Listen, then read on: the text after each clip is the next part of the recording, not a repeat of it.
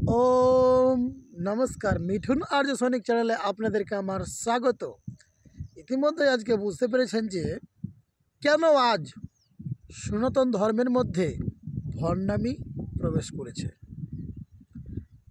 आजकेर এই ভিডিওটি प्रथम থেকে শেষ পর্যন্ত দেখার অনুরোধ রইল। কেননা আপনারা দেখবেন প্রায়শই বিভিন্ন জায়গাতে সনাতন ধর্মের মানুষেরা বা সনাতন ধর্মের কিছু ব্যক্তি তারা নিজেদের আত্ম বা কিছু রোজগারের জন্য এই ধর্মটাকে জলাঞ্জলি দিচ্ছেন এবং এই ধর্মের অর্থাৎ সনাতন ধর্মের মানুষেরা তারা কুসংস্কারকে এতটাই বিশ্বাস করছে যে তারা ধর্মটাকে মানতেই চাইছে না। এরা মাধ্যমিক পাস, উচ্চ মাধ্যমিক পাস, বিএ পাস, এমএ পাস, কত না কোয়ালিফিকেশান তাদের মধ্যে রয়েছে, তবুও তারা এই অন্ধবিশ্বাসকেই বিশ্বাস করেন। তো আজকের এই ভিডিওটি আমি দেখাবো, তারপর আপনাদেরকে আমি এর জবাবে কিছু বলবো। তা ঠিক আছে, আপনারা শুনুন। ত্রিশূল ছোঁয়ানোর পর অনেক চমৎকার দেয়, তাই যেখানে কিডনিতে সমস্যা হলে যে কোনো সমস্যার জন্যে এই ত্রিশূলটা ছোঁয়ানোর পর সে একদম ঠিক হয়ে যায়। এই ত্রিশূল খুব জাগ্রত।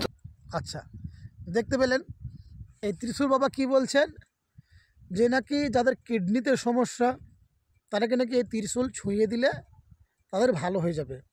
তাহলে বড় বড় ডাক্তার, যেমন ধরেন বিভিন্ন medical hospital, PG medical hospital থেকে শুরু করে যত রকমের বড় বড় হসপিটাল আছে, তারা কিন্তু এগুলো যেত না, তারা এই ভণ্ডামতেই বিশ্বাস করতো।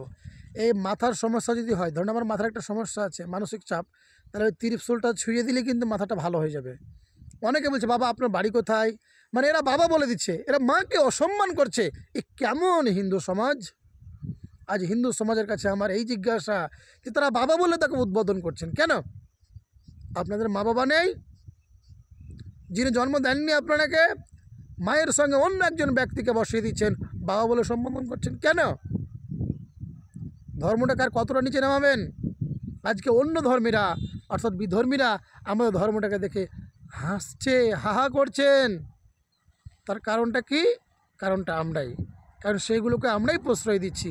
তারা তো ভণ্ডামো করছেন, আর সেই ভণ্ডামোটা আমরাও করছি। তারা বলছেন অমুক করো তমুক করো, আমরাও সেটা করছি। শুনুন, গীতা কিংবা বেদ মার্গে ফিরে আসুন, নিজেকে চিনতে পারবেন, ধর্মটাকে জানতে পারবেন।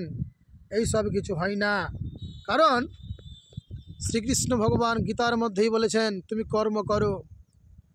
এছাড়াও পবিত্র বেদ বলছেন তুমি তোমার কর্মের উপর ডিপেন্ড করে, নির্ভর করে তোমার জন্মফল তুমি নিজেই লাভ করবে। তোমার কর্ম যদি তুমি খারাপ করো তাহলে তোমার কর্মফল খারাপ হবে।